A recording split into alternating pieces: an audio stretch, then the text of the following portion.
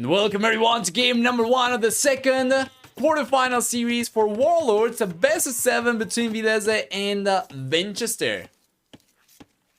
As usual, we're just going to keep the colors as blue and red, as blue and purple can be a little bit too hard to tell apart, especially for people who cannot see the color red.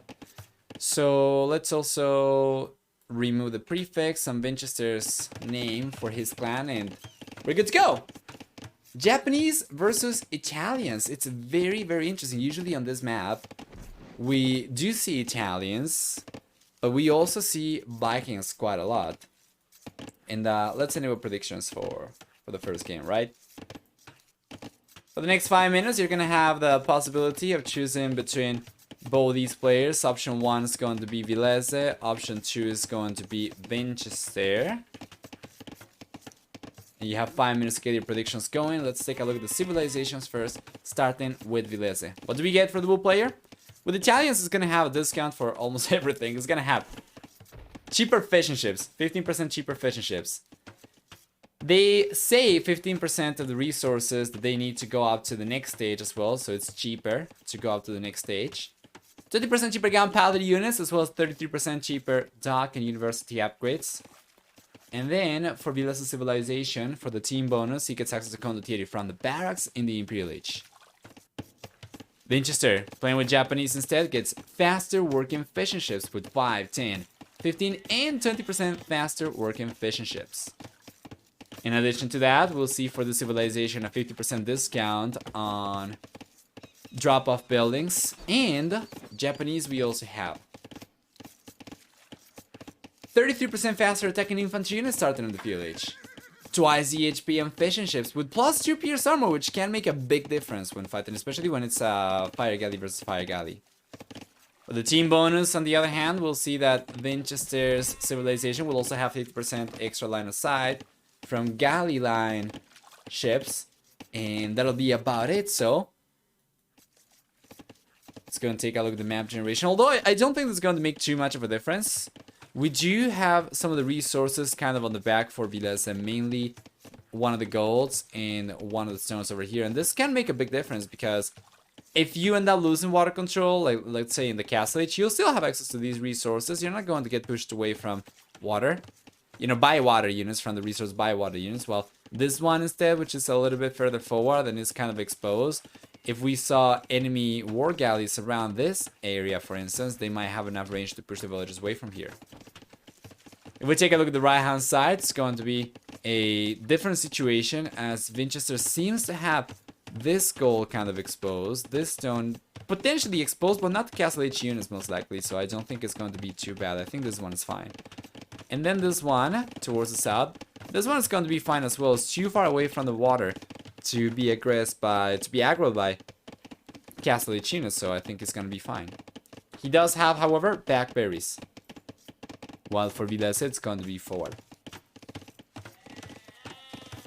Village is already on the way as Vinchester is going up a little bit sooner, and Villese is still on his way. Only now he's gonna be significantly later to the next stage compared to Vinchester, despite the discount they get. Only about 2 minutes left for the predictions. Option 1, Villese. Option 2, Vinchester. Use your channel points. And yeah, we're getting close to the field age already. Vinchester's got 2 docks.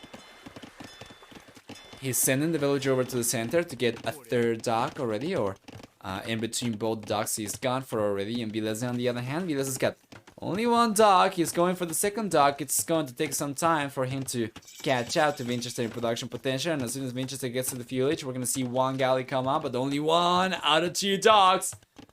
And now he's got the 2nd one on the way. It's not too bad with the defender's advantage over here. That wouldn't really make too much of a difference anyway, but yeah, 3rd one.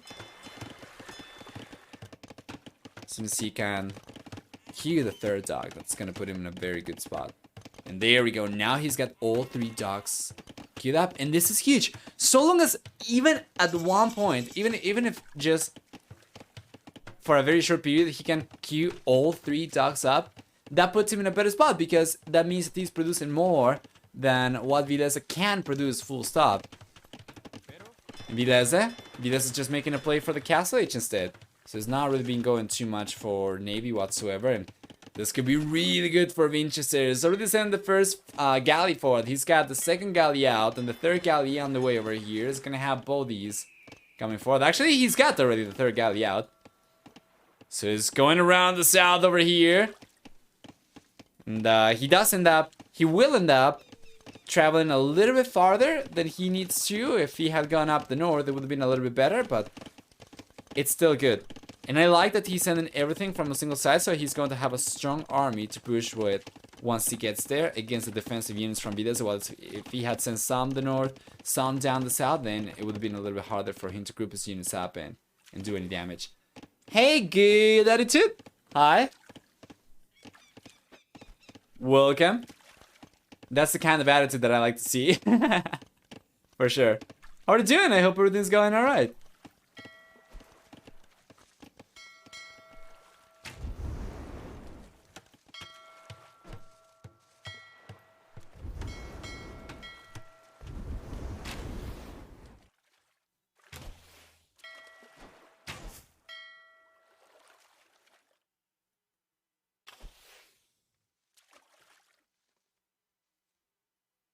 There we go. Nothing better than watching some AoE after hard work. Let's go! That's what I want to hear. That's what I like to see as well, for sure. Villese. Villese is gonna be in the Castle Age very soon. He's got fire galleys. Meanwhile, Vinchester, he's got a good amount of standard galleys, so he's going after the fishing ships already. He's gotta be careful. Not gonna be able to take on the fire galleys over here just yet. It's getting pushed away. But he is doing a good amount of damage in Villese. Villese is just trying to keep the units up until he gets the War Galley upgrade. So as soon as he gets to the Castle Age, we're going to see the War Galley upgrade come in Vinchester. Vinchester's very close from having enough resources to click up to the Castle Age. And if he can survive with his own navy long enough, should be in a good spot also to get water control potentially. And let's take a look at this. That's going to be another Fire Galley. 2 going down so far. Villese was also losing fishing ships, the only player losing fishing ships. So far, 4-1 KD favoring Vinchester, who's looking so strong over here. Yeah, and now with the War Galley upgrade, these have turned into fire ships as opposed to fire galleys. But still, Vinchester might actually be in a better spot over here because he's outnumbering these units. He's taking one of the units down. He's gonna go after the next one. Now the galleys are taken on the fire galley over here. Notice how Vinchester positioned his own fire galley to soak damage from the fire ship over here potentially, and in the end Villese ends up losing it without doing any damage whatsoever. While down the south, Vinchester will get pushed away by the fire ships, but he is already halfway through the Castle Age. By the time he gets there, he'll be able to get the War Galley upgrade, and he's going to be in a pretty good spot.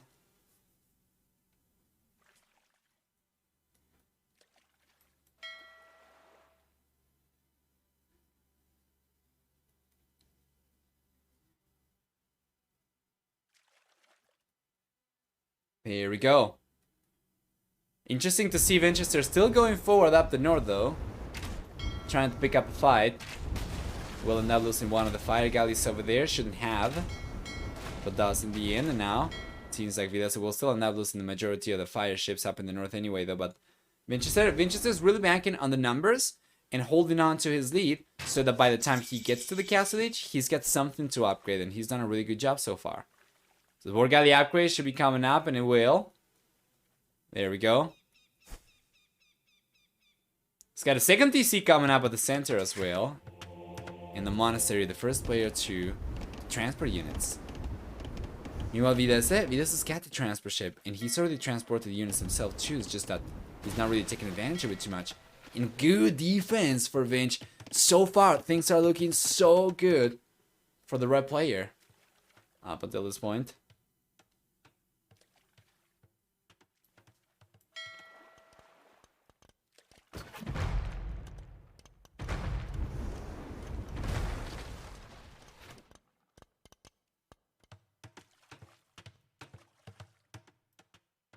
There we are.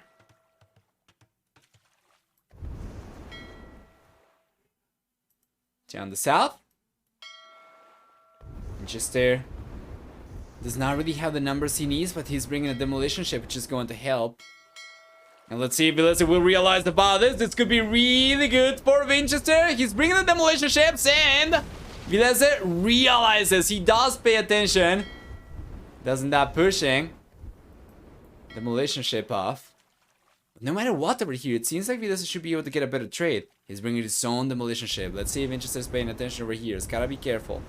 Doesn't seem like he's paying attention whatsoever, so it's going to be a nice shot. Bow! Huge shot! Demo shot from Villese, taking all the fire ships down from Vinchester. And now, even going as far as to take this demolition ship down as well. And then up in the north, we have another engagement coming up, but down the south, Villese was dominating.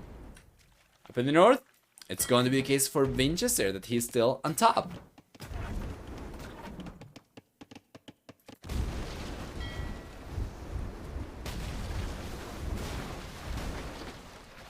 Here we are.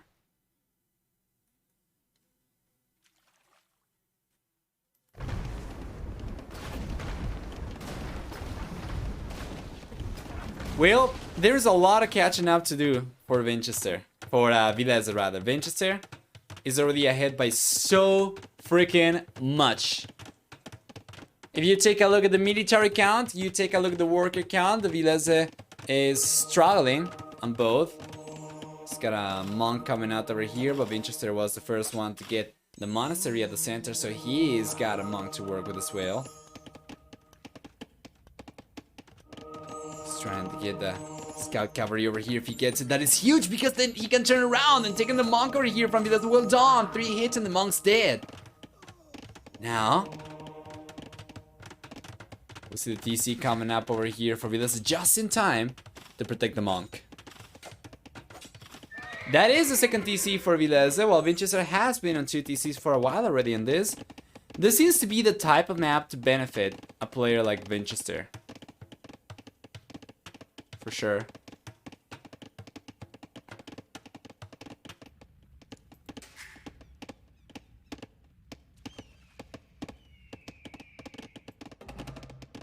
It's got a siege workshop at the center as well, putting pressure already. In Villese. Villese seems to be struggling big time in every single regard. Not only is he behind in population, but he doesn't really have anywhere near enough military units to keep on fighting over the water. He's got only 5 fire ships. While Vinchester's got 10, he's going for 3 more. Yeah, and at the center, Vinchester's gonna be the one putting pressure on land as well. Wow! 21 minutes into the game! It was looking kind of over, to be fair. The writing was certainly on the wall, but Villese calls a GG fairly early on over here in a situation, in a position where we have seen other players keep on trying still now. This is not to blame Villese. He was on the back foot for sure. But interesting to see nonetheless. Vinchester 1, Villese 0. We'll see if Villese can come back in game number 2. Better KD, 4-3 KD ratio for Vinchester. Stronger economy for Vinchester as well, collecting about 3,000 extra resources with a higher worker count. And overall a faster APM compared to Villese over here. Game number 1 was pretty one-sided. So let's go back.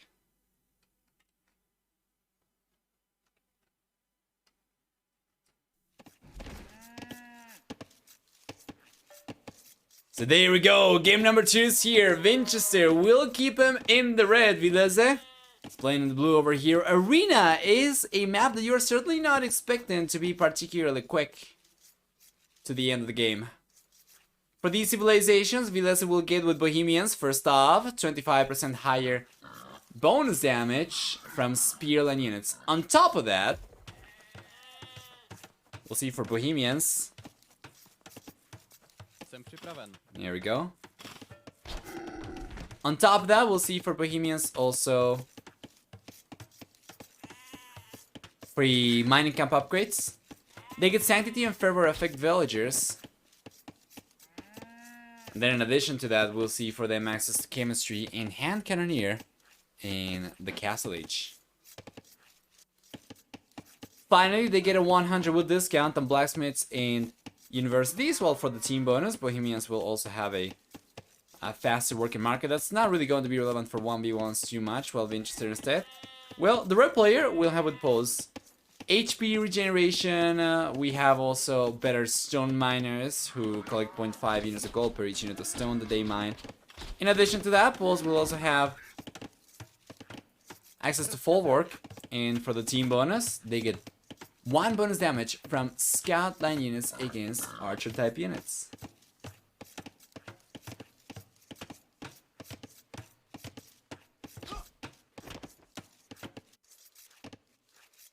Trash into castle drop?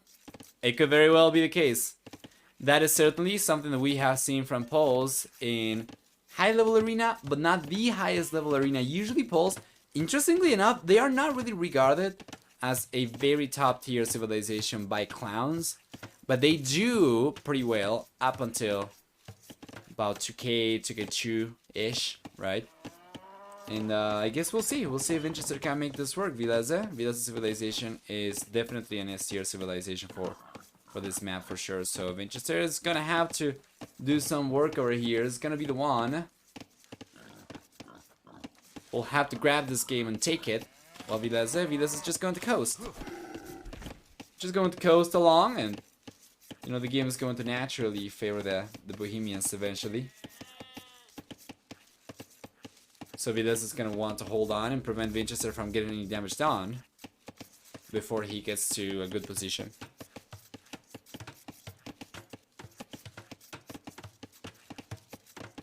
As a matter of fact, let's take a look at the map generation, starting with Villese. We'll see for the bull player, he's got the main goal forward. We have the secondary goal on the back. And then he's got the other secondary goal outside the walls. That's just the way it is. Secondary stone's going to be outside the walls as well. And then we have the main stone up in the north. Why is Villese with the villager less? Probably because of Loom, I would imagine. Yeah, he's got it. Usually players don't get it until they get to the castle age. So this stone is kind of exposed. It could potentially get spotted by a scout running alongside the walls over here. Meanwhile, the goal, on the other hand, not so much. So I think if in the end, Vinchester sends a scout over here, for instance, along this line and then this line, right? He would end up spotting this for the most part, and that means that if he is the one to go for a potential castle drop, we could see one come up over here where he will be able to deny the stone and the gold as well with a single castle. But still, we'll have gold available for the bull player. We would still have gold available on the back, even if this one got pushed away, and he would still have kind of stone available over here, so it's not too bad. Taking a look at Vinchester's map generation, on the other hand. Oh, I hadn't realized about that. God damn it, Balkanaro. Let's take a look at the map generation for Vinchester. What do we get for the red player?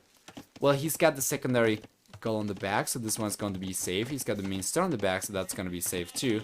And this gold now, this gold is very much exposed. It's so close to the walls that even in the field age, Villese scout could potentially find the gold just by going on a line like this, right?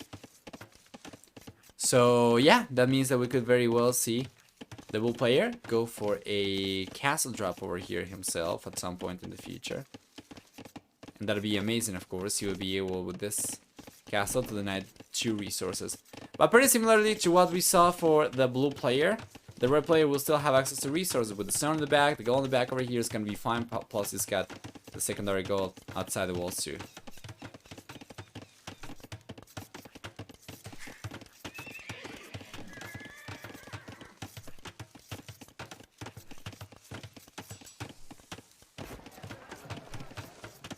Here we are, stable. Blacksmith in the markets coming up from Vinchester. Interesting. Wow, it's actually kind of giving up on the blacksmith over here. He's going for the market first. Yes. He needs it. He's, well, he doesn't really need it.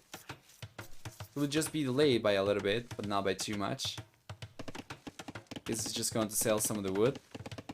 And click up. Yeah, there we go. The market comes up. He's on his way to the castle. While Villese was able to click up significantly earlier.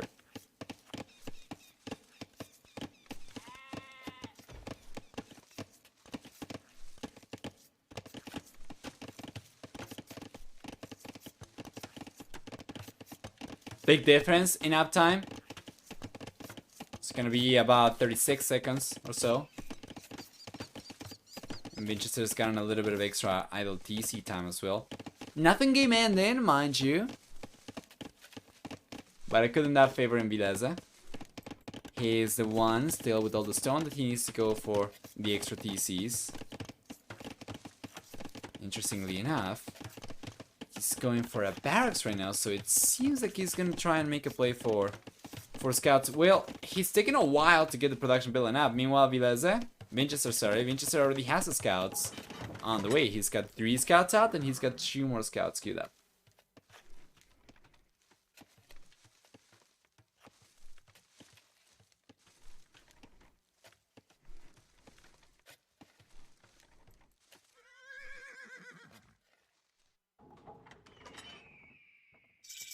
There we go. Castle HC here ready for Villese.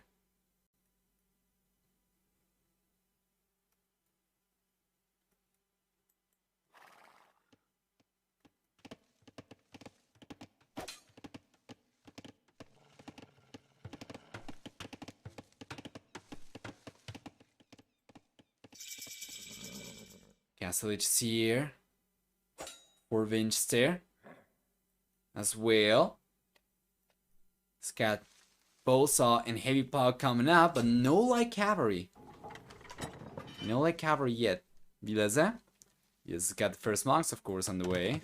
He already got the monastery up, and we see him go for Spearman, which I am not the biggest fan of. Meanwhile, Vinchester's not really going for a monastery yet, so doesn't seem to be too interested in going after the relics as much as he's interested in going after the units from Villese. So if he's able to take some of the monks down over here, that's already going to be worth the cost of the stable and the scouts, of course. Like how he's coming up now, he's just gotta try and keep his eye on the prize. Does he know about the monk over there? He's trying to bait the spearman off over there, but Villese is paying attention. So here come the scouts, the light cavalry over there. They're gonna try to go after the monks right away. We have 2 armies over here from Vinchester, and he bows, snipes the monk right away. Well done. Good unit control for Vinchester, but nothing for him to do. Good unit control for Villese, sorry, but nothing for him to do against Vinchester's units over there. Simply put, 2 light cavalry will take your monk down with 1 hit. Well, 1 hit each, that is. In the end, that relic is too close for Vinchester to prevent Villese from collecting it, but he has already been able to get a monk down. He's not lost a single light cavalry over here, and that is not too bad. The rest of the relics will be significantly harder for Villese to go out and collect. While Vinchester did get a monastery up and did get the first monk out already.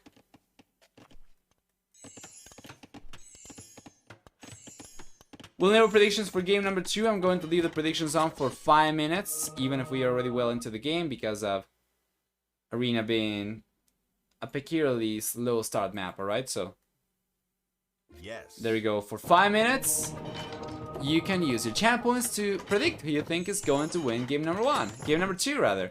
Villese option 1 and Vinchester option 2. We are completely live so far. Vinchester is looking better for map control. He's got a 30C on the way over here as well in Villese. Yeah, Villese is going for Fervor, he's going for Sanctity. Both these upgrades will affect villagers. Fervor specifically is going to make the villagers more efficient, especially around farms, because of the mobility. But yeah, the monks over here should be going down, right? Yes. There we go. Once again, good unit control for Villese, but nothing to do against the scouts from Vinchester. Vinchester has magically 2 relics so far, and now we still have 2 relics up for grabs at the center of the map. This one is so close to his base. He should be able to secure this one easily.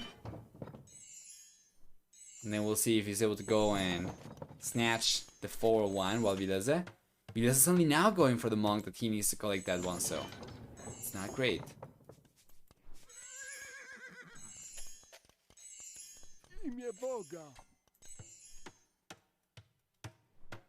Вашим службам. Ano.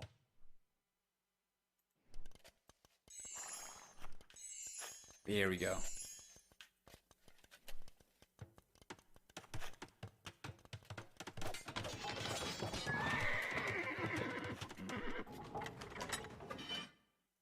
Here comes Vinchester's campaign forward, marching towards the 5th and final relic. By order of the true god, Vinchester shall secure this relic if it's the last thing he does with his life. Many of these units will go down as he tries to secure the final artifact. He's going for it. And it seems to me like he should be able to pretty much get it. There is nothing from Villese to really put a stop to this. Got just two spearmen that could very easily get converted as well, so there we go. Vinchester will be on 4 relics. Villese will be on 1 relic. And the game stabilizes. The bull player is the first one to go for a 40C. Vinchester, he has been collecting stone, but it's been for the castle. So he won't be going for a 40C anytime soon.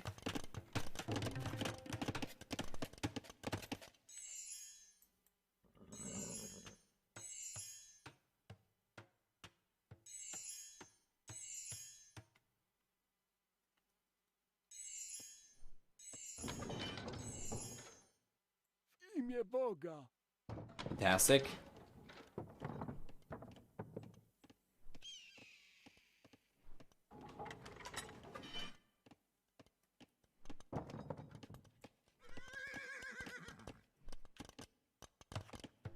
Wheelbarrow is coming in for Vinchester and the castle is coming up forward. That is not the best castle location though.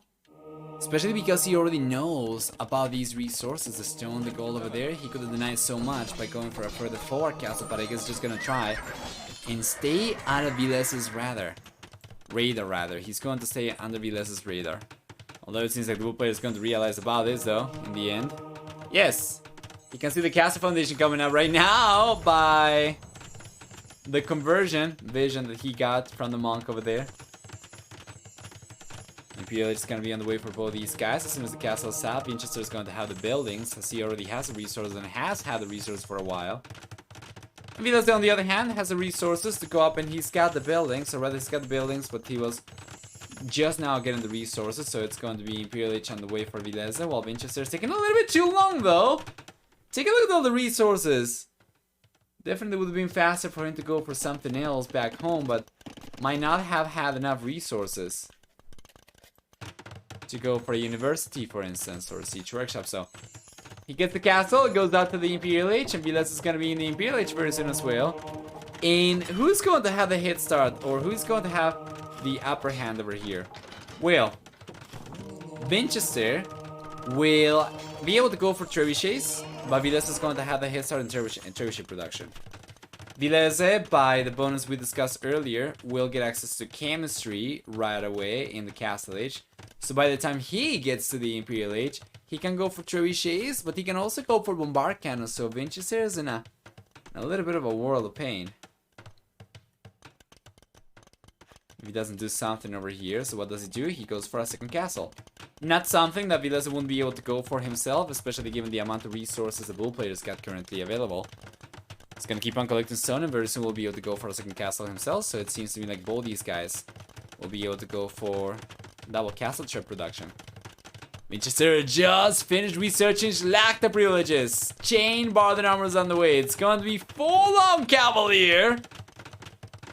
And this is what Poles do. Shlachta privileges provides a discount, a significant discount on the gold cost of 9 light units. So now Vinchester will be able to produce significantly more knights than he will be able to produce otherwise. While Villese has got a very strong monk civilization. But no matter how strong your monk civ is, no matter if you get full monastery upgrades, it's going to be pretty darn difficult to defend against 30 plus knights. No amount of micro is going to prevent you from getting taken down by that, so So the turret is on the way for Vinchester, yes, as soon as he gets to the Imperial Age, and Villese. Vilese's got some trebuchet on the way. One castle only though, even though he's got the resource to go for a second castle, he's going for it on the left hand side to protect his skull. But yeah, only one trebuchet and 2 bombard cannons. We are expected to see Villese go for Hubnica at some point in time. However, Vinchester is looking significantly stronger right now.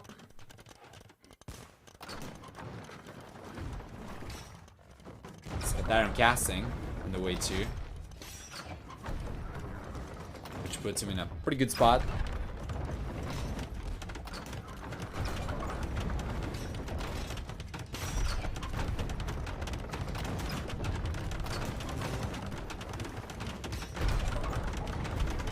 Here we are.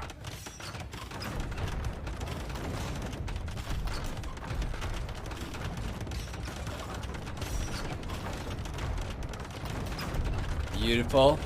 Castle might go down from Vinchester. Probably doesn't matter too much. He's got another one over here if he wants to keep on going for Obuk, but I think he just wanted the castles for trebuchets and schlock the privileges. Now that he's got 3 trebuchets to work with, should be able to take the castles down from Villese without fortifications over here. The Bull player is going to struggle to keep his economy safe.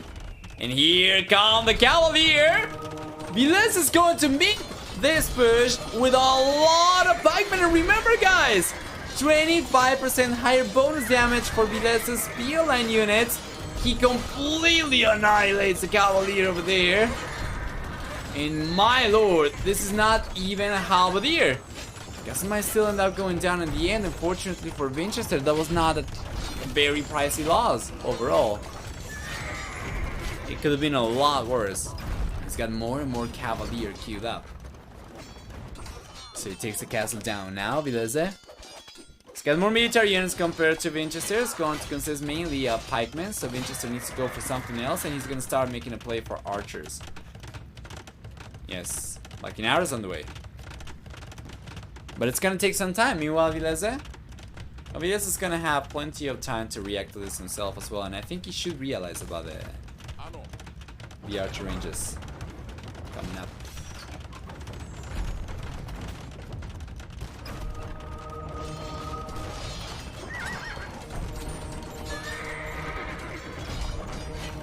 Here we go. Nice conversions. Vinchester struggling to get the numbers he needs over here. But notice he's now starting to ignore the defensive units from Villese and going straight to the back of the blue player's economy over here, and this is just not going to be good enough. And this is why we were talking about the civilizations at the very beginning and mentioning how, yes, Poles are a very effective civilization up until a very high level on Arena, but not at the very top. Villese so far has been able to defend over here without major issues, and now that he's got Halberdier, this Cavalier won't really do too much. Even against pikemen, it was a big struggle for Vinchester. And now he's gonna push back as Vinchester loses the second forward castle. He's on track to lose all 3 castles over here, the stables as well. And it's just taking so long for Vinchester to finally get to our ballistas. He's got the upgrade, yes. He's got Bracer, yes, but he doesn't really have the numbers right now. He doesn't really have the economy to go for too many, especially as he keeps on prioritizing the Cavalier.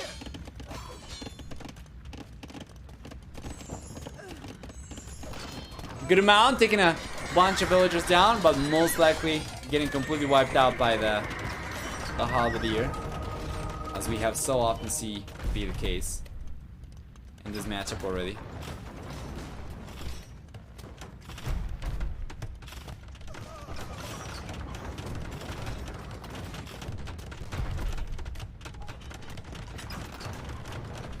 Here we go.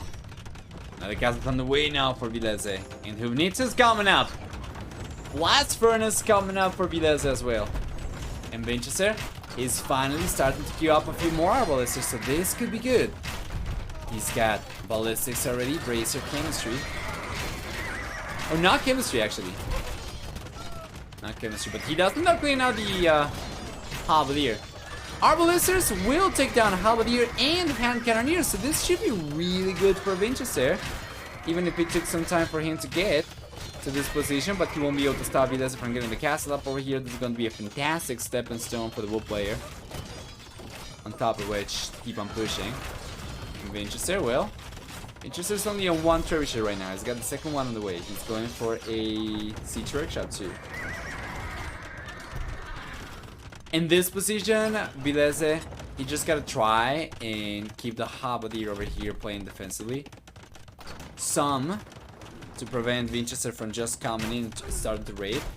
But then he also needs to keep some forward because it's going to be the meat shield that will allow him to push out. With Hubnitze, he can take an Arbalestus without too many issues so long as he's got a meat shield over here and he's got something to prevent Vinchester's units from just coming in and swooping the Hubnitze. For now, he's got a good amount of meat shield, and we don't really have the Hubnitze for Villese to work out of the hub of the year, but now he's got one, and he's trying to go after the Arbalesters, and we see the Cavalier coming after the Hubnitze, unable to get them down. And Vinchester starting to get some momentum. Big struggle for Villese. Wagenberg Tactics coming in for 15% faster moving gunpowder units, but yeah, you know, he's struggling because he doesn't really have too many units out. Only now get into a good amount of bombard cannons. 4 Hubnitze for Villese.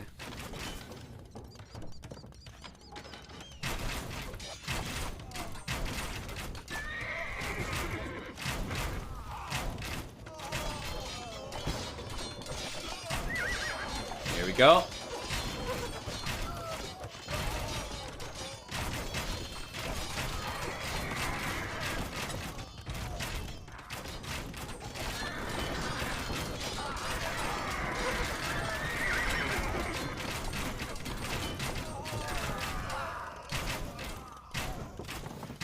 Beautiful. Vinchester starting to gain some steam over here, starting to pick up some steam. Villese struggling to keep on defending himself. He needs good unit control over here to make the Hubnitze and Halberdier play work. And Vinchester, well, Vinchester, he's trying to prevent Villese from getting to the numbers he needs. We have only one Hubnitze left for the blue player, and Vinchester, man, he's getting great momentum over here. How does Villese ever stop this? I wonder. As a matter of fact, you know what? I'm actually not really sure if Villese can stop this at all. He's got some more Hubnitze coming out, but I think he's down to only one siege workshop, right? He's only down to one siege workshop, guys! Villese cannot master Hubnitze anymore, and Vinchester stacking the trebuchets up, moving forward, should be going, targeting the castle over here.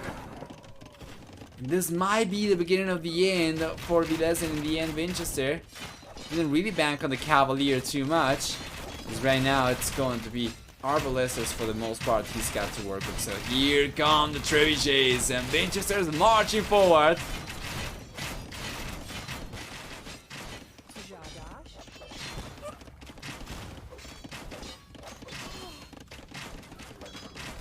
There we go.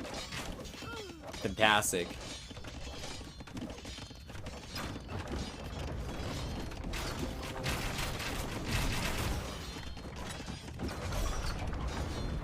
And that castle. That castle's going down. It simply is. There is no stopping for trebuchets over here. We have the Hubnitze, yes, from Villese over here, but he doesn't really have a meat shield, so Vinchester could actually have brought the Arbalestus over and taken these down. He's trying to do that now. The castle for the time being is going to stay up. Vinchester pushed the trebuchets back, but as soon as this gate goes down, we'll see the Hubnitze go down to the Cavalier. Siege rams right now moving in from Vinchester as well. And just everything starting to pile up on Villese. We have everything, Cavalier, Arbalesters, Siege-Trams, and trebuchets moving in from Vinchester, right? So, he's gotta be careful once again. He's going to opt to stay on Halberdier and Hubnitze, which is going to require some good unit control. In the end, we'll see 2 Hubnitze going down.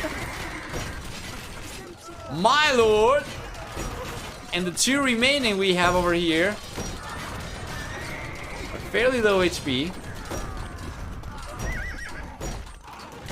Villese is gonna be able to save these for the time being, and now Vinchester's going after the castle one more time.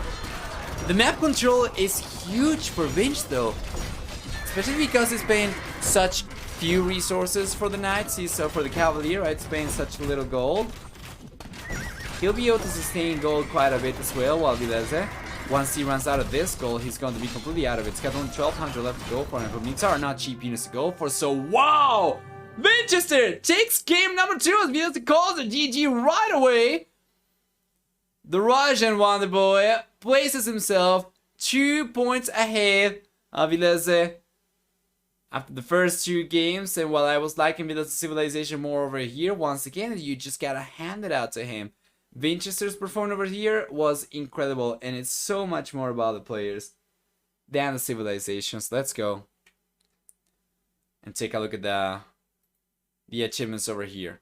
Better than 1-to-1 kill ratio for Vinchester. Might have lost a lot of cavalier, but didn't really pay too much for those anyway, so it's not too bad. Well, for economy, we see a stronger economy for Vinchester, collecting about 8,400 extra resources or close to it.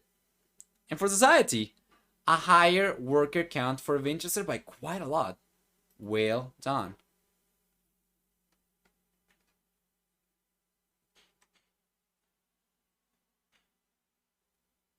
Let's see.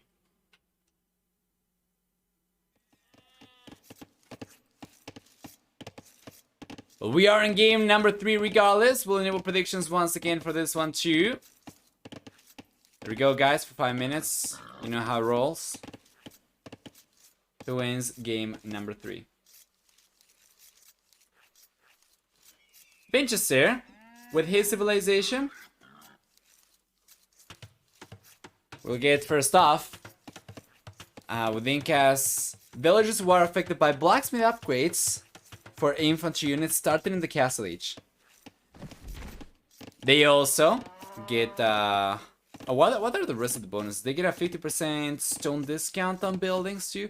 This is a civilization that I do not really see very often, so I am kind of rusty with the bonuses for this one. But besides that one, we'll also see for them they start with the llama, right? And each house is going to support 10 population as opposed to 5. The team bonus used to be that the farms got seeded twice as fast, but now I think is that trash units get extra line of sight, if I'm not mistaken, skirm and halberdier, right? Or spear line units. So let me take a look over there just to make sure that this is indeed the case. Incas.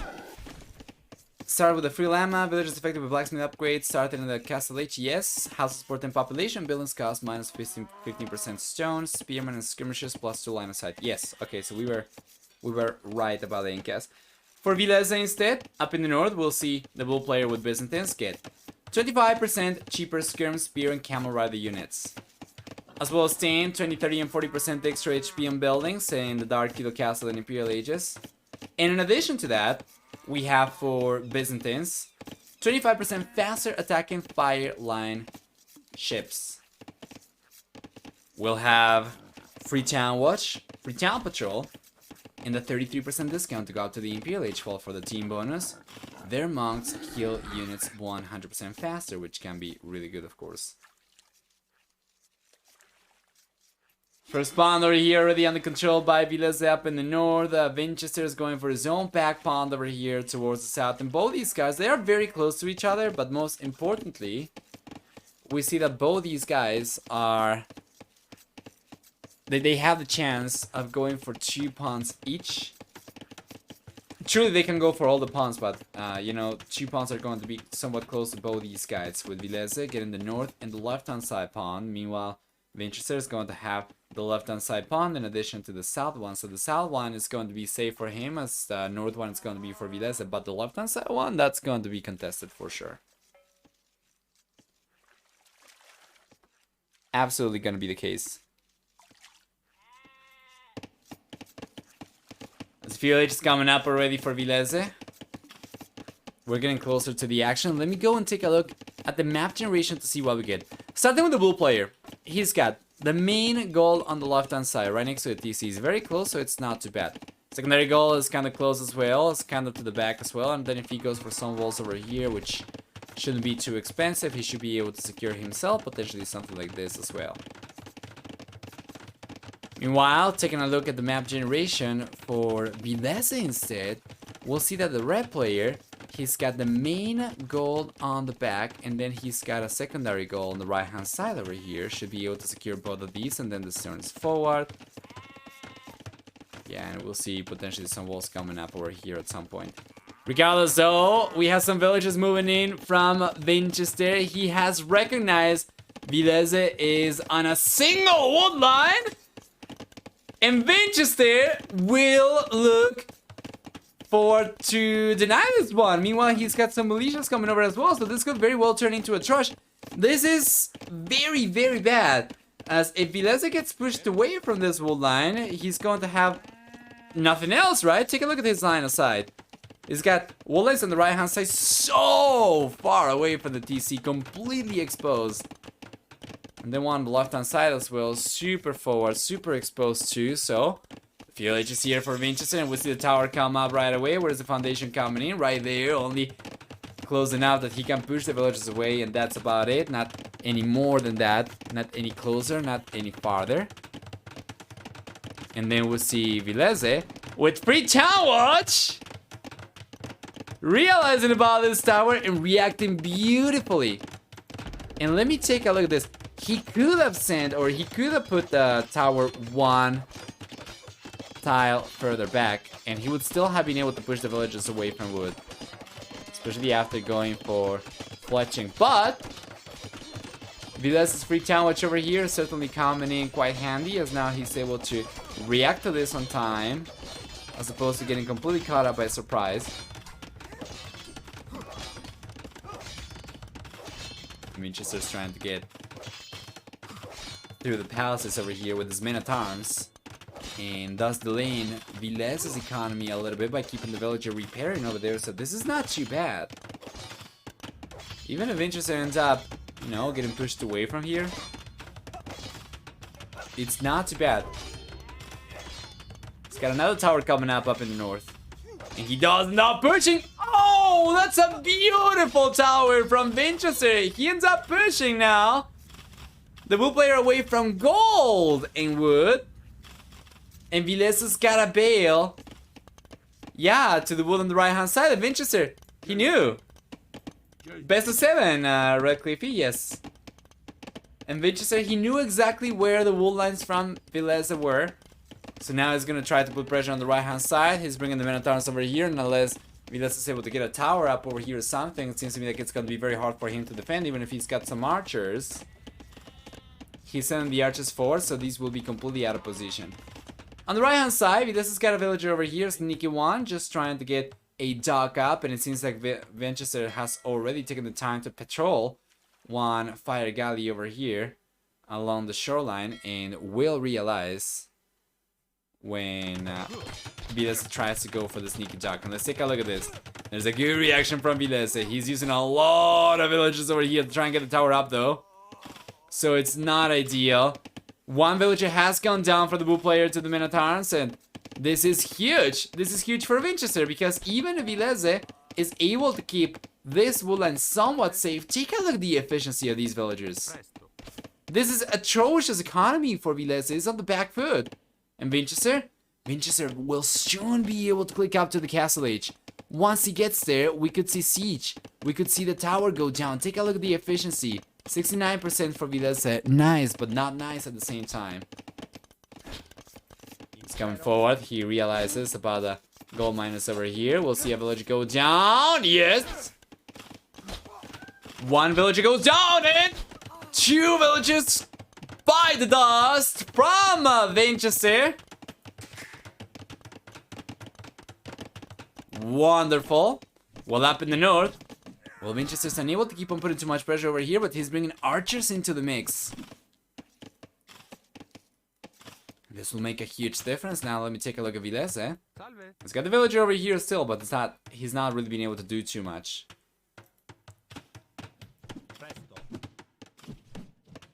Here Here come the Men-at-Arms from Vincent.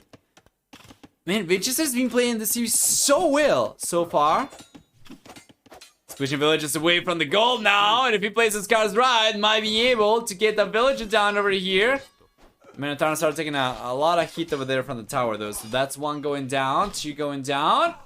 Could not get the villager in the end, so a lot of losses for Vinchester, but once again, take a look at the resources. He will be on his way to the castle age very soon, and Villese not even close. I mean, somewhat close, I guess, but compared to Vinchester, it's just going to take so much longer. Like, for instance, the red player, he's got twice the food workers compared to Villese, right? So he's collecting a lot more. And over here, Vinchester realizes, cannot get the tower up, so he will need to delete the foundations over here not to lose the stone. Meanwhile, Villese is pushing the villager away. Might be able to get the villager down at some point, but still, Vinchester is in a better position, in my opinion. It hurts for him to lose the villager. For sure. But it's not too bad. All things considered, he's going to be the first player going up to the castle age. And Villese struggles big time. Still no sneaky talk from the bull player. He's going to try to get one on the right hand side. At this point in time, Vinchester is ahead by about 3 workers while going up to the castle age. And it's going to be a big struggle. Take a look at this. This tower from Vinchester is beyond reach of the tower from Villese. Once he gets to the castle age, he could go for Balkan Arrow, he could go for the guard tower, just prevent, you know, Villese from getting access to these resources anymore. And so long as this woodland is denied, there is only this woodland available to Villese. And once Vinchester gets to the castle age, he can go for Eagle Warriors, and he's going for that already. And you know that Villese won't be able to defend this entire woodland with a single tower over here. At most, he can garrison 5 villagers. And then Eagle Warriors will completely obliterate everything else. So prospects are quite positive for Vinchester.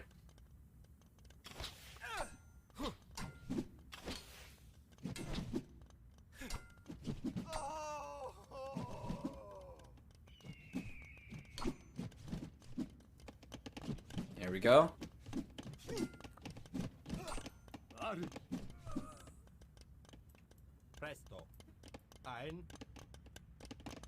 Yeah, and the Eagle Scouts, without even the Eagle Warrior upgrade, are already pushing the skirmishers away, and now the Vinchester gets to the castle age. It's got Eagle Warrior coming up.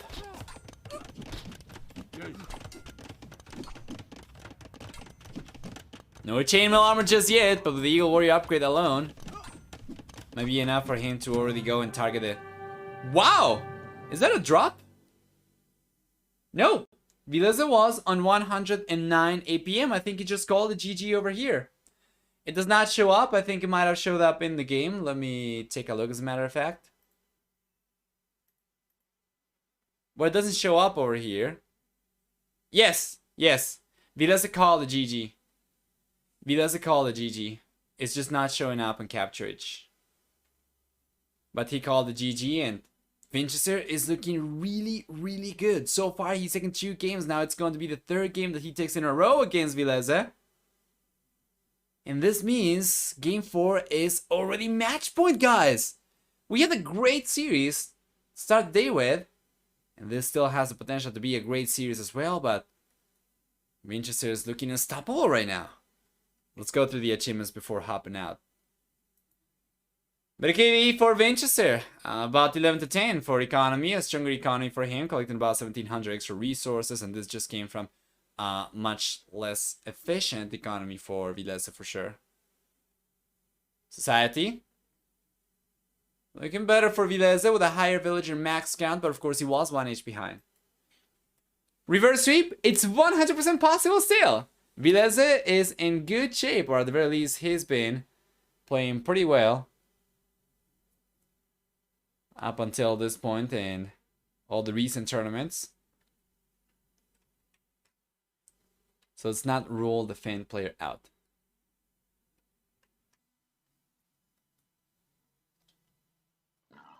And there we go, Nomad is the name of the game. We're gonna have Vinchester on the left-hand side playing the red color. Meanwhile, Villese is gonna be on the right-hand side playing the blue color. And Mina! Villese is taking so long to get a DC up. I think Vinchester might actually realize about this. Yeah, he's gotta know. He's gotta know. He sees the villagers moving over to the right-hand side. So we have a few houses coming up over here, and Vinchester will realize about the TC in a moment. Meanwhile, if we take a look at Villese's point of view, he doesn't know where Vinchester is. DC location is not particularly great for either player. Let's take a look at the right-hand side first. And let's talk about the civilizations too. Villese, he's playing with Malians. That means he gets a 15% wood discount on buildings. On top of that, it's gonna have 1 XP or summer bags since per age starting in the fuel age. And 30% longer lasting golds. For the team bonus, Malians will have 80% faster working universities, while Vinchester, playing with Koreans, gets 3 extra line of sight on villagers. Is gonna have in addition to that 20% faster working stone miners. Free tower upgrades, as well as a 20% wood discount on military units, except for siege weapons. And we also have on top of that free archer armor upgrades. For the team bonus, Koreans will also have 1 minimum range on magna line weapons only.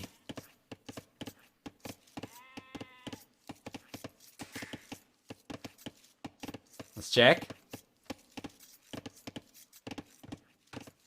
Taking a look at the TC location for both these guys. Let me take a look at Vinchester's point of view. Yeah, he doesn't know, but I'm pretty sure he expects the TC to be over here, especially if he pays attention to the fog of war over here. The boar is already moving, right? So Vinchester might realize about that. Even if he's not paying attention to the boar at 100% of the times, you know, at all times rather, he can still see that it's missing once he pays attention to this area once again. So he should know. He should know. I think he's got a pretty clear idea where Villese is.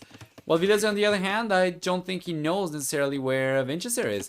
The predictions, we're gonna enable them. Yes, sorry about that. 5 minutes. You know the drill. You can predict who you think is going to win using your channel points. Go nuts! They are open now. So, what do we get? Once again, the TC location. Starting with Villese. He's got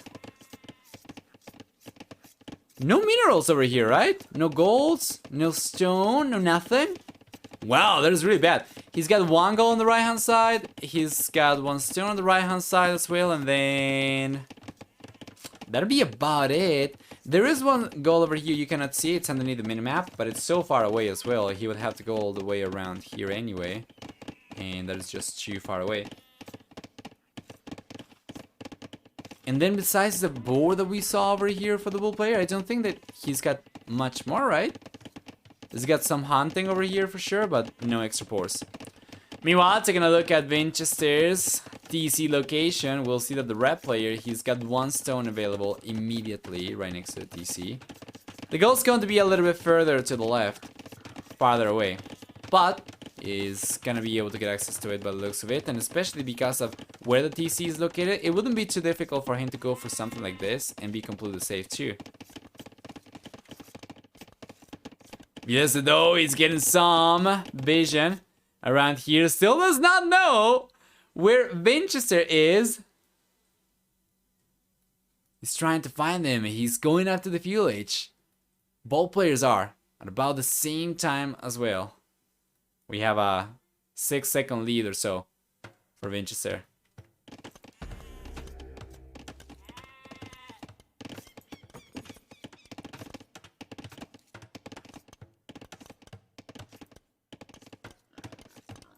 Here we are.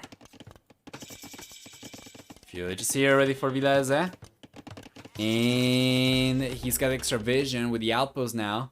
So he can see the failed tree. He can see the failed tree over there. He's expecting Vinchester to be collecting resources from there, so he should know where the TC is, but he doesn't really know what to do.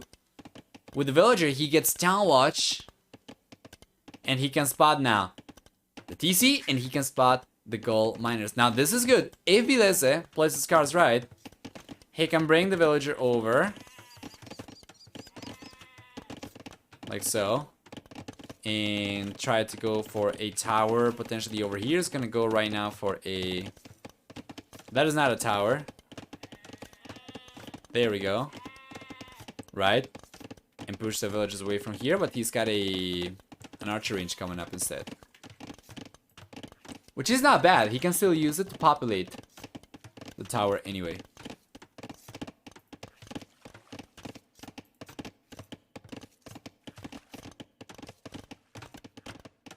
Blacksmith coming up now for Vinchester, and both these players are going already for some navy. So far, no one's been able to get too much damage done. But Villese is starting to push Vinchester away on the right hand side towards the south. Meanwhile, on the left hand side, there we go. Now, Vinchester is being targeted by Villese's villager, and because of it, he spotted the archer range, and now he's going for a beautiful defense tower. Just a single archer coming up over here. It's unlikely Vinchester is going to lose a single villager over here. If he places his cards right, should be able to get the tower up and still push the archer away, the villager away over here, potentially prevent this archer range from doing much of anything from Vinchester. On the right hand side was the fire galleys from Villese, cleaning up Vinchester's own fire galley, and down the south, Villese seems to be getting some good water presence. Yes. Tower's coming up now for Villese, and this is what I wanted to see. If you take a look at Vinchester's point of view, he knows about this, so he reacts with the tower of his own. Remember, Vinchester is the Korean player, so... or the player playing Koreans, rather, so... his towers will be stronger. Once he gets to the castle age, he's gonna get it. He's gonna get the guard tower upgrade, sorry, for free. 30 seconds left, guys, for the prediction contest. Final few seconds for you to cast your predictions as to who you think is going to win game number 4. Do you think this is going to be a 4-0 series for Vinchester, or do you think this is going to be potentially the beginning of a comeback for Villese? 20 seconds. Option 1, Villese. Option 2, Vinchester. Yes.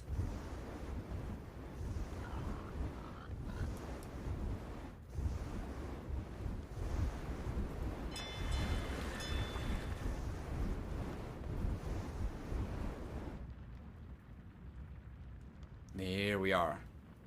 Fire galley is coming up right now for Vinch as well.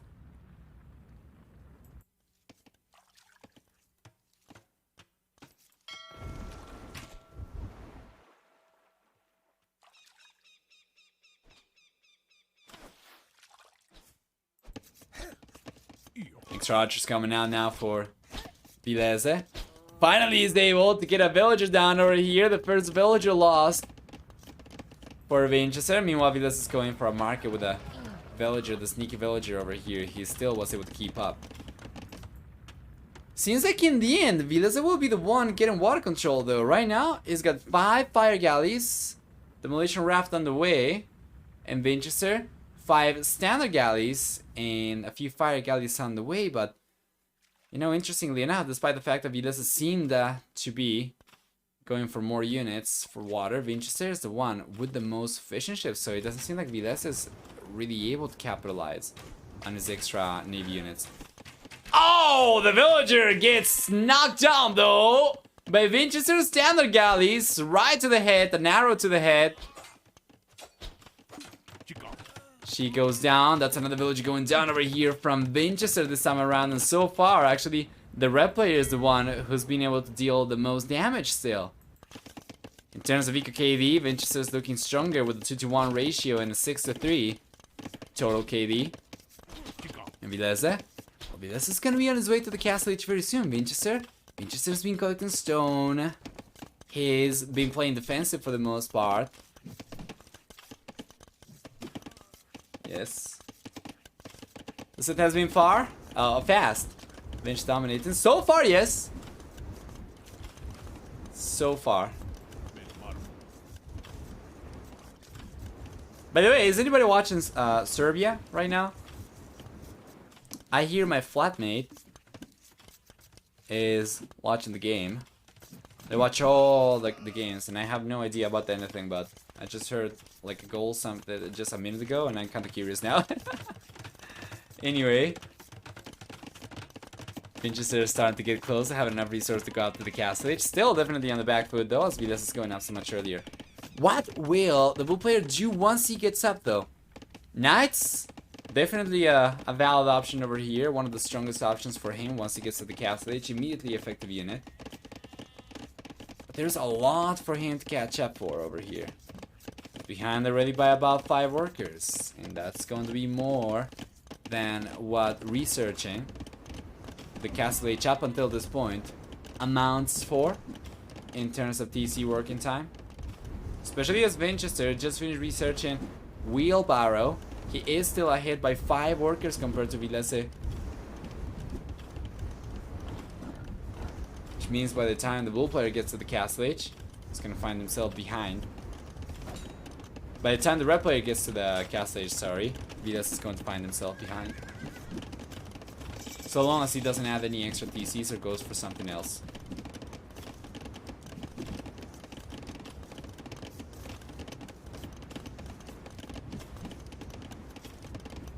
Anyway.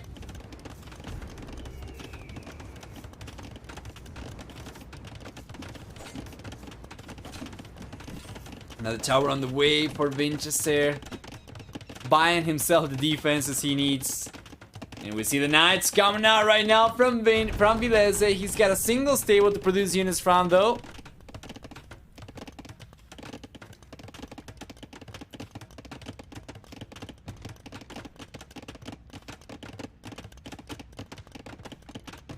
Here we go.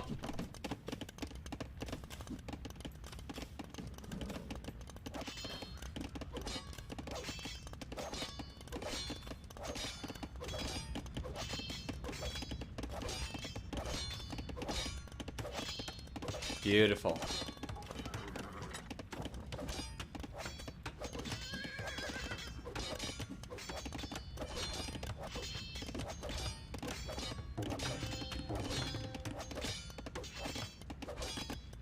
Here we are, Vinchester. Yeah, Vinchester's gonna be fine.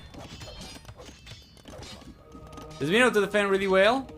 Now the monk over here, Villese makes it a little bit harder for Vinchester to keep on walling behind. But very soon, the castle age coming here for Vinchester will give him guard tower, which is already going to be so much stronger and something not to mess with as well. So Villese's gotta respect the tower. He's got a monk over here to heal the units for sure. He's gotta respect the towers as Vinchester is able to get the quick walls right next to that gold in the end, and now he's got his own monastery on the way as well as a castle on the way. Vinchester's been able to hold on really well, and in the end, Villese does find himself 1 village ahead compared to Vinchester by the time Vinchester gets to the castle age. But of course, we gotta keep in mind as well that Vinchester's got Wheelbarrow. Villese, not the one to fall too far behind, has gotten already Bowsaw in Horse Scholar, none of which Vinchester's got yet. And let's take a look. Here come the Knights. A villager goes down from Vinchester. Still 3-2. EKKV favoring the red player, as Villese is not going for navy anymore whatsoever. Vinchester is the one to get full water control. He's got the fishing ships. He's in a good spot. There is 1 fire ship left from Villese that he is actually using to take down fishing ships with over here, and Vinchester doesn't seem to be reacting to this too much. He probably doesn't really care about it at this point. The fishing ships are not the most important unit, I would say, although it represents 100% of his full economy, so he wants to keep at the very least 4 working. That's a nice conversion coming up over there for Vinchester. The rest of the Knights get taken down, and the red player falls behind in worker count, as Vilese's got the 2nd and 3rd TCs up, yes. But Vinchester is going for the 2nd TC, has gotten a castle up, and he's gonna start putting pressure. With the war wagons coming out, it's gonna be pretty difficult for Villese to defend against us. Now let's see. We see the conversion over there. Vinchester doesn't really have the punching power yet. It's just going to walk away. For the time being, it suffices.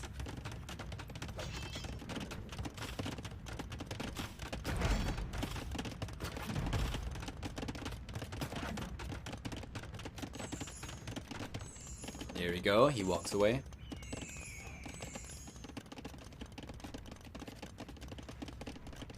We just need some eco upgrades though, unless he plans to win in like 10 minutes. Either that, or he needs to try and keep up with villager count as well, going for extra TCs. Right now he seems to be kind of set on going for castles and full war wagons though. So the eco upgrades will certainly come in handy. He's got just wheelbarrows so far. He needs to get bowsaw for sure. He's going for war wagons, so he needs that. Bowsaw. Perhaps even gold mining. Let's take a look at this though. Tower's coming now. The conversions are coming in over here though. Vinchester's trying to prevent the conversions from connecting. He's got its own monks though, and pushes Villese away. And this tower gets denied. It wouldn't have really denied too much. I guess probably just 2 farms over here and the possibility of Villese to collect wood from here, but that'll be about it.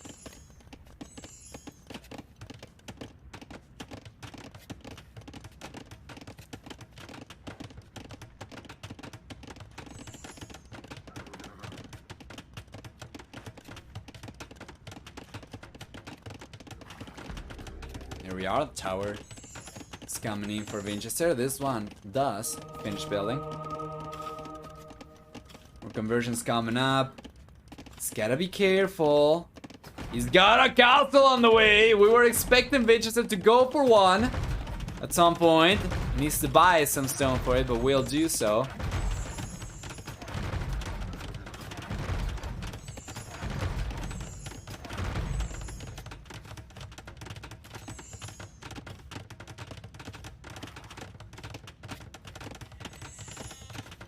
Here we go.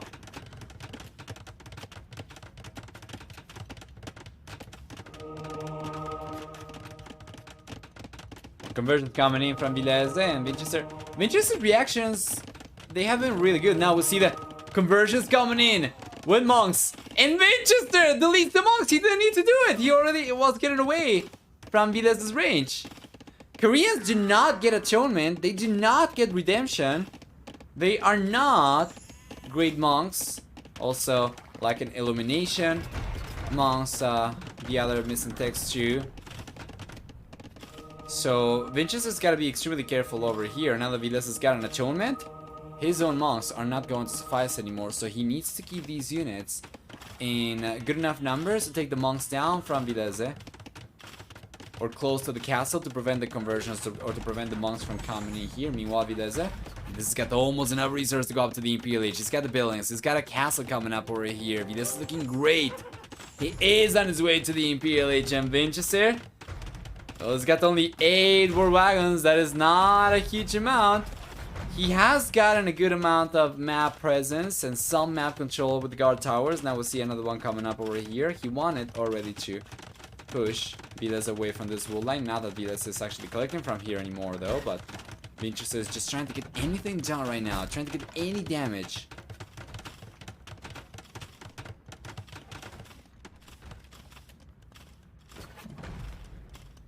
Who here is expecting Villese to take this game and potentially move on to take the series with a reverse sweep?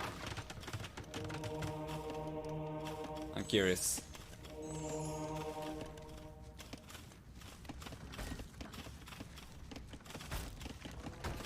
Here we go.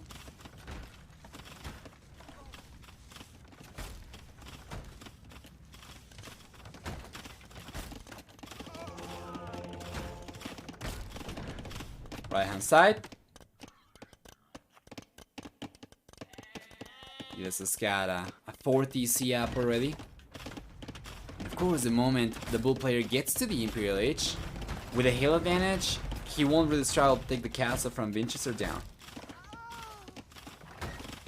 Just a few traps. This has been struggling. Reverse would be unlikely. He's been struggling so far, alright. And I would agree with you in saying that it would be unlikely Certainly not impossible, of course. But unlikely nonetheless. Yeah, gather economy time is significantly higher for Villese. By about an hour or so, so that's going to amount to about 1,000 resources. Yeah, no wonder that Villese is able to go up to the Imperial Age early. But let's take a look at this. That's a lot of monks going down. 1, 2, 3, 4, 5, 6 monks going down right there. Down the gutter from Villese. And he ends up getting 2 conversions. That is not really the best. That is not the best whatsoever. So Vinchester, he'll click out to the Imperial Age himself. He will most likely not end up losing the castle over here, but he still has a castle on the back. Quite safe. Plus, he's got enough stone to go for yet another castle himself, wherever he wants to. So once he gets to the Imperial Age, he'll still be able to go for trebuchets. He'll be able to go for bombard cannons, and Villese is getting chemistry right now, so might be thinking of going. Yeah, for some himself. And here comes Vinchester with a bunch of villagers just trying to keep the castle up. That's not really going to keep the castle up for very long. With 2 trebuchets over here, that's already going to deal as much damage as 2.5 trebuchets, which would require about 17 villagers for Vinchester to keep the castle up. So this one's going down. There was no question around it. Instead, Vinchester, in my opinion, will be much better focused on trying to do the damage he's trying to do over here. With Rams, he'll take the TC down. We'll still have 3 TCs though left for Villese, mind you, and Vinchester. Oh, Vinchester's getting this castle delayed by the converted war wagons. And the traders have switched kingdoms and are preventing progress now for Vinchester. But yeah, the red player in the end will get the castle up over here. So the question is though, what else can he do forward? Is this enough for him to get any extra damage done? He's got 12 war wagons, and these are super tanky units. So he's roaming around. He's gonna start getting some villagers from Villese, and guys, this is huge. This is huge for Vinchester. He's getting a lot of villagers. He's denying so much economy over here from Villese, and he's 15 seconds away from the Imperial Age himself. Could this be a clean sweep from Vinchester? Well, hell yeah, it could be.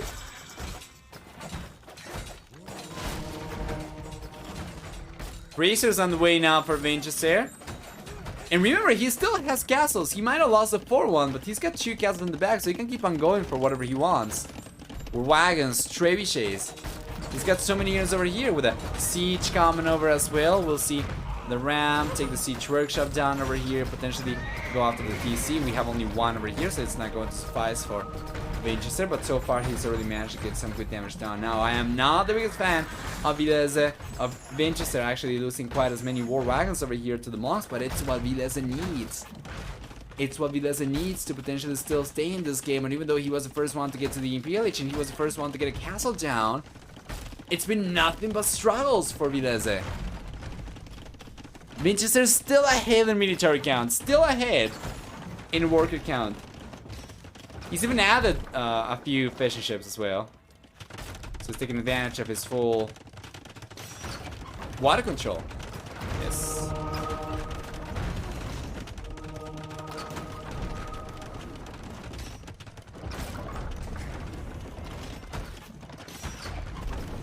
Here we go.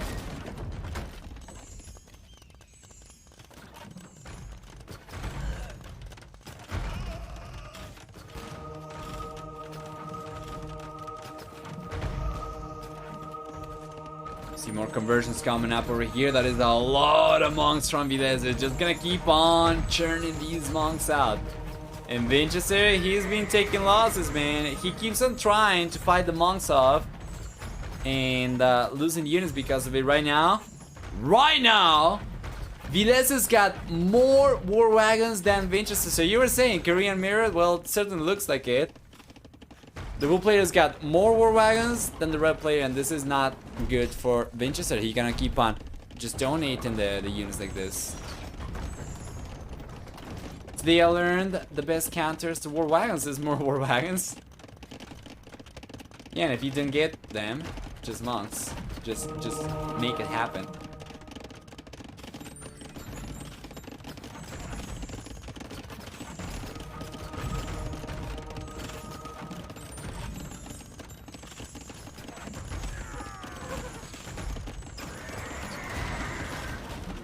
go. Trebuchets from Villese going after the castle from Vinchester, who's still struggling over here. Is going to try and make a play for Arbalesters by the looks of it, but this transition is so late.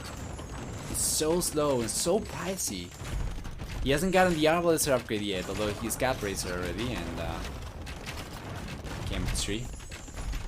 Actually, does he have chemistry? Well, he loses the castle over here. Let me take a look. I'm not really sure. He doesn't have chemistry. Wow. Villese does. Nobody expects Malian's Inquisitions. Man, this game was looking so one-sided just a few minutes ago, and now Villese has managed to bring it back. With the converted war wagons, he's got a pretty strong army to fight Vinchester off. He's getting housed at 130 population. Was unable to stop Vilese's converted wagons push.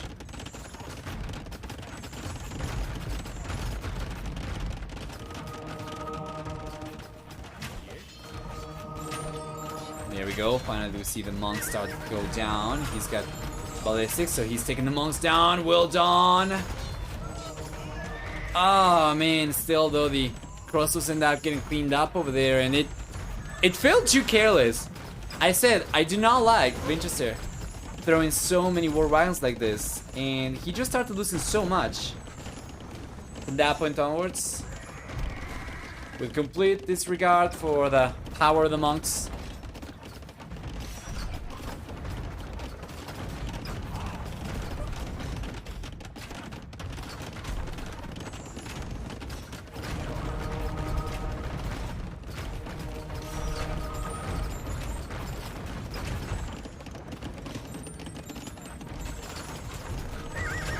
Vinch through.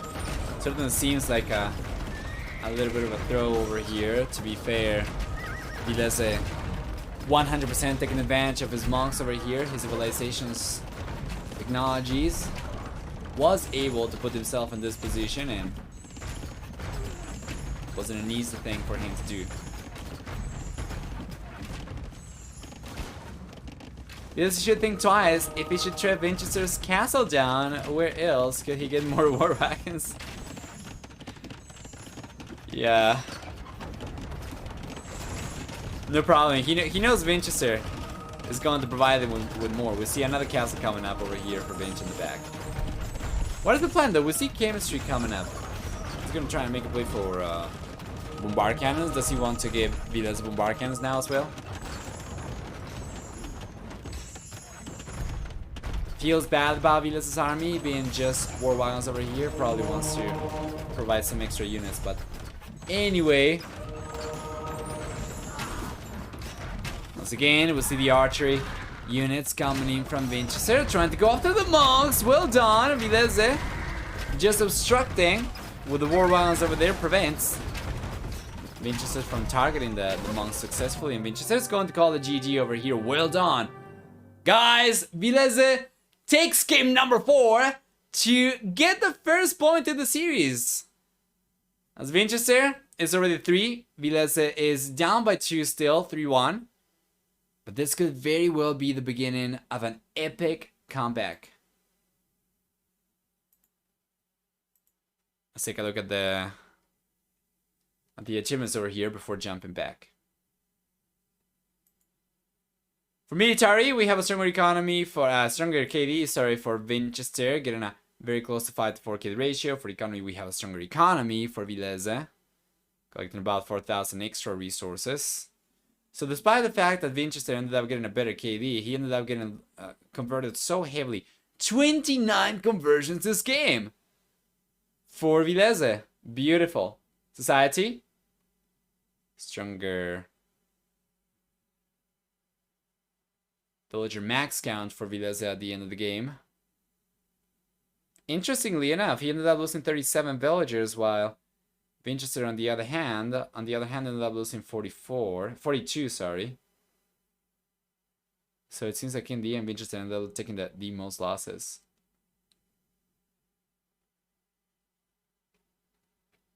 Let me take a look at APM. There we are. very, very close.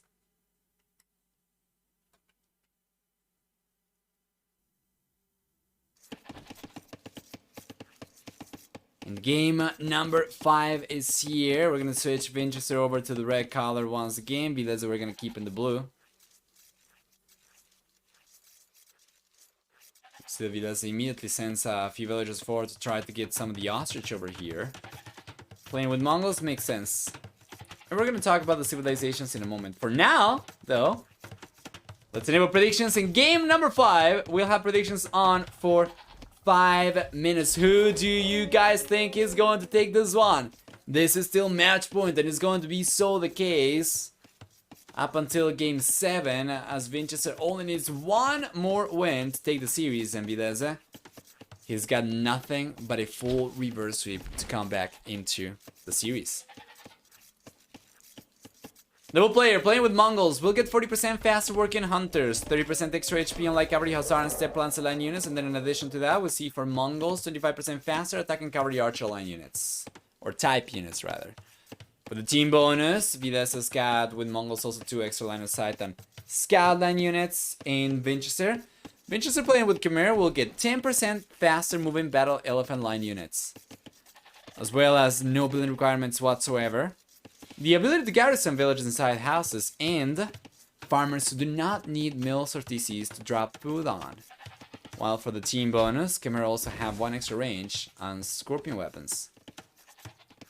Let me get my tea. Oh yeah, boy, that's the stuff. Certainly going to help the old throat.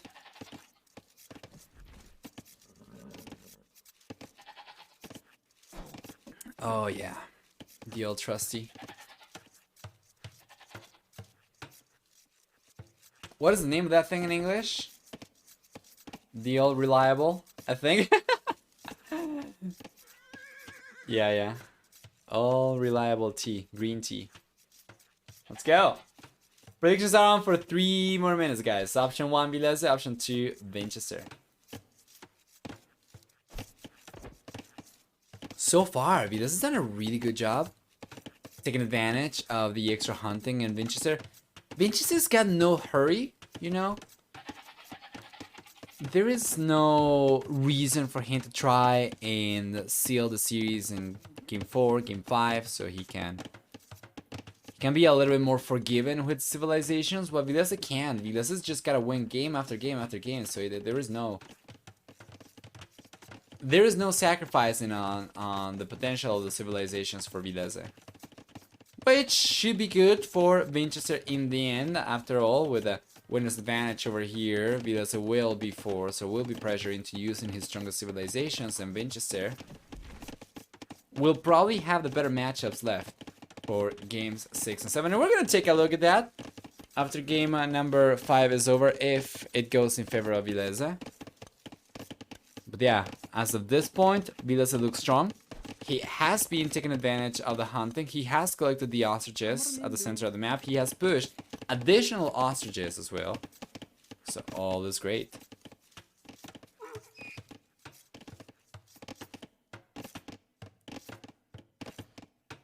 Wolves coming up now for Villese. Well done. And while we wait for the players to get to the FULH, although there is not too much time left to wait, let's take a look at what we have for... There we go, FULH is here. Let's take a look at what we have for map generation. Starting with the blue player, as we see, he's going for the barracks over here, right? And the archer range is coming up for Vinchester. Let's go through it quickly. He's got gold on the back, stone on the back, plenty of wood on the back as well. The berries are going to be exposed, but he was not banking on the berries whatsoever. Meanwhile, for the red player on the other hand, we're going to see the gold on the back over here, a little more to the side, and then we have the stone very far away from the side, so it's not particularly safe. Could potentially go for something like this and still secure this one though, but that's going to be about it for the map generation for both these guys. As you see, the village is moving over from Vinchester. It's going to try and drop a tower over here, and this tower is not really going to do too much. These resources are not crucial for Villese yet. It's going to be good for the future, perhaps. It still has back gold and stone. Taking a look at Vinchester. Vinchester's got no idea. Oh, the archer over here though. Trying to push the villagers away from the outpost, and the outpost comes up. Now he gets vision of the tower because of it, but it's too late for him to react with his own tower, so this one is coming up.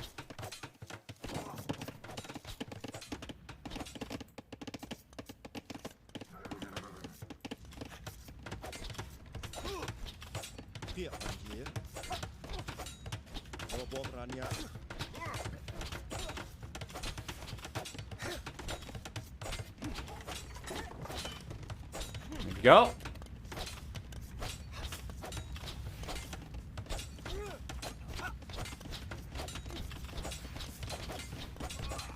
He's got a heal advantage as well, I think, right? Vinchester, that is. Villese. Yeah, Vilese's got some scouts coming out. He went for the stable. Vinchester, because he's playing Khmer, did not go for a barracks whatsoever before going for the archer range, which means that he doesn't really have access to spearmen.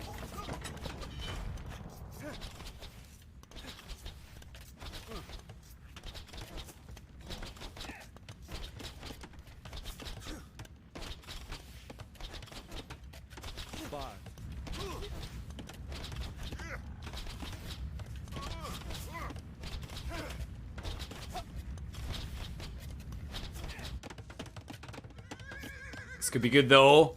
Villese is trying to spot the villagers, the exposed villagers from the red players. Gonna get one villager down over here. And the house was on the wrong side of the mining camp over there. Vinchester gets punished because of it. Meanwhile, on the right hand side, well, the scouts and the archers managed to break through over here, but we already had a second layer of walls behind the palisades for Villese, and he's fine.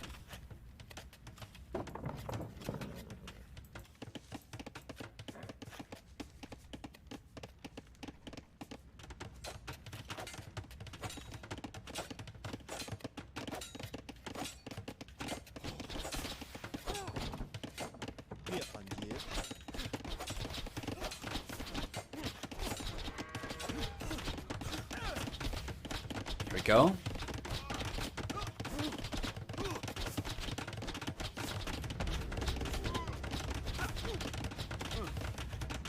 Oh boy. Scouts are coming over, trying to target the villagers, trying to split apart as well to take the villagers, but it seems like he's gonna be able to get one villager while still losing 3 out of 4 scouts. That was not the best, but it will be enough for him to prevent the tower from coming up. There is a hole. On the left hand side, yes there is. Doesn't seem like Villese realizes about it. He has got no idea. And Vinchester doesn't realize about it either.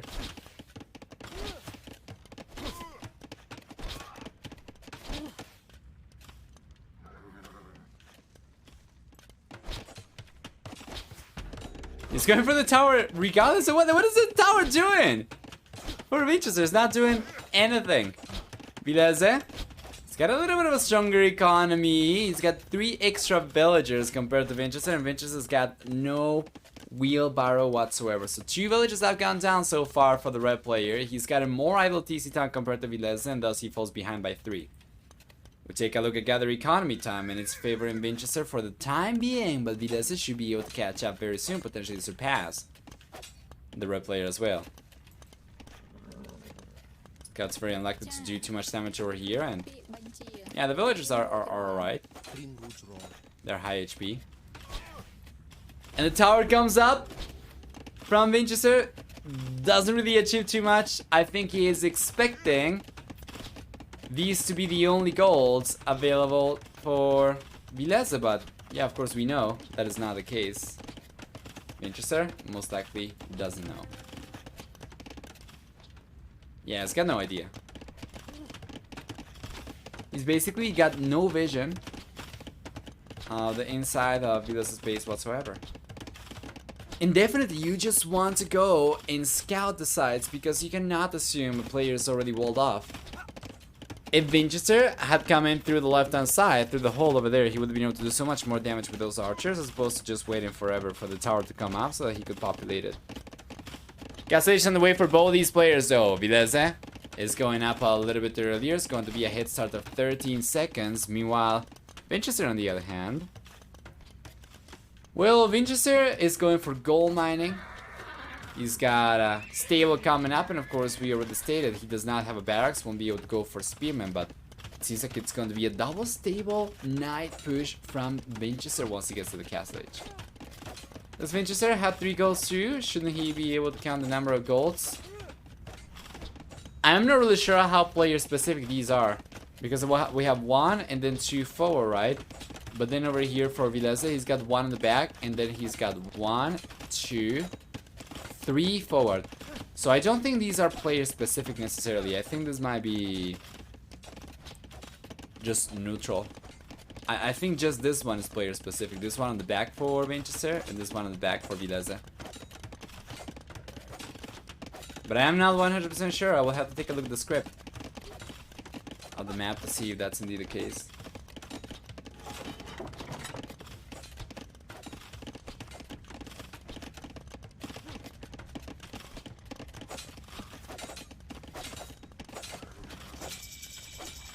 That's what it's here for Villese. And he's got so knights coming out. Vinchester is only 2 seconds away from the castle age. As soon as he gets there, we'll see knights queued up as well for the red player too. Only 1 though, while Villese. Well, Villese's got 2. There we go. Vinchester's going for the second one. Villese's got 4 units queued up, as a matter of fact. And Vinchester, yeah, will most likely end up sacrificing the archers over here for some vision of what's to come from Villese. So he knows about the knights over here. He'll most likely end up losing the archers. However, he does have his own knights on the way. So now he knows he's being matched for. Bulking arrows here though, so these archers are a little bit stronger. Will deal 3 damage per shot against the knights, so he ends up pushing Villese away. But yeah, once again, these archers are... the archers are going down. There's no way around it.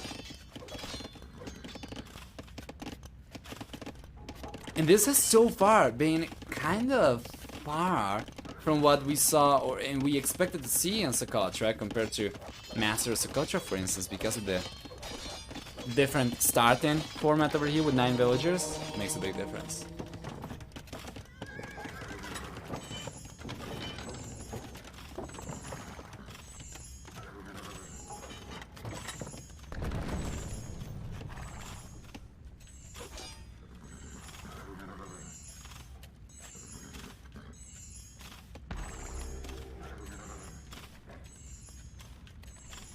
There we go.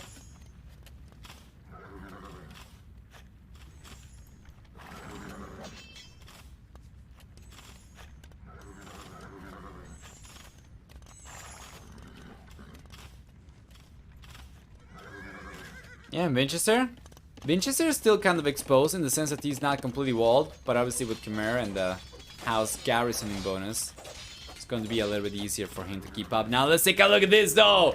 Villese is coming over. He's got monks. He's playing with Mongol monks. I don't see this working out. Not gonna lie. Mongols are going to have significantly worse monks compared to Malians, who only miss 1 bonus. They only miss 1 technology, illumination, right? And then they get everything else. Mongols, on the other hand, they actually do miss a bunch of stuff.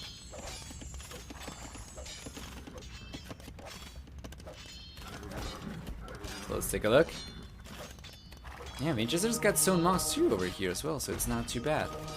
Continue control, trying to go for a wall of units. And he's going to get the conversions over there in the end though, I think, yes. The monks do end up going down, but Vinchester is going to end up getting a better trade over here, will he? Well, it's a hard tell because he probably would have cleaned up the knights from Villese, most likely would have cleaned up the knights from Villese, but he ended up losing a few monks over there on the Scorpion. I don't think that was a very good trade for Vinchester in the end, even if he's still ahead in military count. Second TC on the way for the red player, meanwhile Blue's still nowhere near going for the second TC, even if he's got the stone, he doesn't have the wood, and he doesn't seem to be interested in going for it, as he's given siege. He was given a ram, he cancelled it. So maybe he changed his mind and he will try to go for a second TC. There isn't really a whole lot of space, to be fair. Instead, he seems to be just waiting for enough stone to go for a castle instead.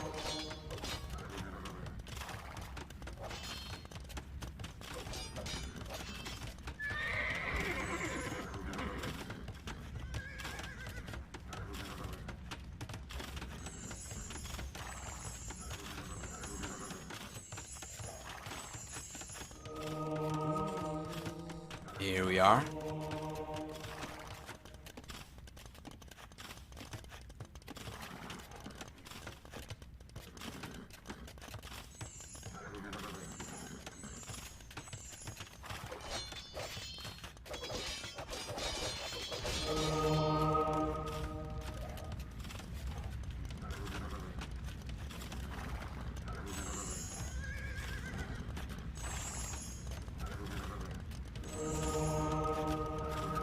Fantastic. Good unit control so far from both these players, preventing the conversions. That was so close though. Oh, the knight's going to get converted? Not quite. Wow, that was so close. That was so freaking close for Vinchester. He still holds on to a larger amount of knights compared to what Villese has got to work with over here. See a conversion come up over there though. A conversion come up over here as well. We're gonna see about 30 knights left for the red player. Meanwhile, we have for the blue player but 9 knights, so he gets pushed away.